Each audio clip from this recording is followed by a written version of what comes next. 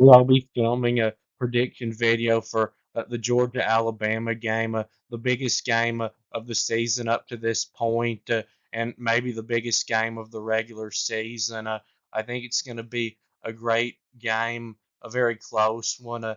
And if you think that Alabama is going to blow out Georgia just because Kentucky nearly beat Georgia, I think you're going to be surprised. I want Alabama to win this game, but I do think that Georgia will give their all in this game. But I think Alabama will too. And at quarterback, I thought before the season began that Georgia had a quarterback advantage over Alabama, which was the biggest reason why I picked Georgia to win the game. Uh, but I know that Georgia had a quarterback advantage over Alabama last year, and Alabama still won the game. But Alabama had Nick Saban then. But this year, I think that Jalen Milroe actually is a better quarterback than Carson Beck is. Of course, last year Milroe was a much better runner than Carson Beck was, but he wasn't as good of a passer. But he's seemed to be a much better passer this year than he was last year. And at wide receiver, I'd probably give Alabama a little bit of an advantage. So Ryan Williams, the five-star true freshman wide receiver that I talked about in my Alabama prediction video before the season began, he has become one of the SEC's best receivers already, and maybe the best receiver on Alabama's team. So far this season in 3 games, he's only made 10 catches, but he has 285 yards, which averages 28.5 yards a catch, and he's caught 4 touchdown passes. He's an amazing player. He already looks like he could play in the NFL. And then Jeremy Bernard is Alabama's other big weapon at wide receiver. He didn't do much in the opener, but the last 2 games he's done quite a bit, catching 7 passes for 108 yards combined in the last 2 games. He's the receiver that went with Kalen DeBoer to Alabama from Washington. And then for Georgia at wide receiver, they haven't really found a replacement yet for Lad McConkey or for Brock Bowers at tight end. So for Brock Bowers, he was so good that you wouldn't have expected Georgia's new tight end to be as good as he was. But uh, their new tight end, Oscar Delp, who was a highly recruited player and was at Bowers' backup last season, was expected to be a decent replacement for him. But so far, he hasn't done hardly anything for Georgia as a pass catcher this season.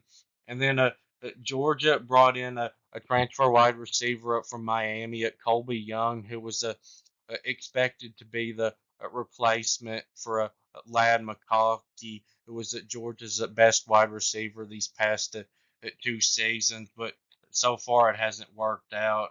He hasn't done much for them yet.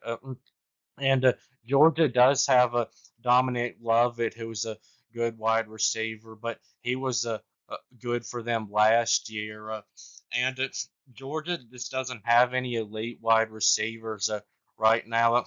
For example, Ole Miss may have the best wide receiver unit in the country, and none of Georgia's wide receivers would start at Ole Miss, and the only one of them that would even get playing time would be Dominic Lovett. And at running back, Alabama, I would say, has the advantage here. Their two running backs, Jam Miller and Justice Haynes, is except for Ohio State's Quinshon Judkins and Travion Henderson, I think is the best running back combination in the country. Those two running backs are so fun to watch. They both have amazing speed, and Miller is averaging 9.1 yards a carry this season, and Haynes is averaging 8.7 yards a carry this season. And in college football, it's considered good if you can average 5 yards a carry. Uh, for Georgia at running back, Trevor Etienne is a great running back, and uh, in the past, Georgia has always had two or three great running backs on their team, but that so far doesn't really seem to be the case. Uh, like last year, they had Dejon Edwards and Kendall Milton, who were two elite running backs. And Georgia has plenty of good running backs this year, but they don't so far seem to have that other really good running back to go with the ETN. And on the offensive line, I'd give Alabama the advantage here too. When Alabama's offensive line was fully healthy in the Wisconsin game, they looked like maybe the best offensive line in the country. They looked a lot better than they did last year, and Alabama's offensive line pushed around Georgia's defensive line really badly last year in the SEC championship.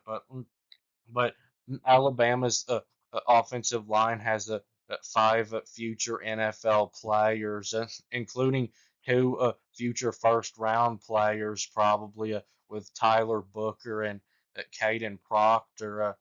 And Georgia's offensive line, their starting five are future NFL players also. They're really good too, but they're not completely healthy because maybe their best offensive lineman, guard Tate Ratledge, got hurt in the Kentucky game and will be out for this game. But good news is that his replacement, Micah Morris, is very talented and experienced too. And then on defense, I would give overall Georgia an advantage, but both teams I do think are good. Georgia's defense this year might actually be more like 2021 because in their first three games, they haven't given up a touchdown, and they've played at two Power Four opponents to keep two Power Four opponents out of the end zone is impressive.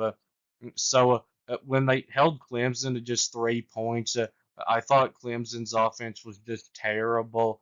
But since then, Clemson has been putting up a whole lot of points, so that now looks impressive for Georgia. And on the defensive line, both teams are very good. So for Alabama, Tim Keenan is an elite player who's going to be highly drafted. He already has 15 tackles this season.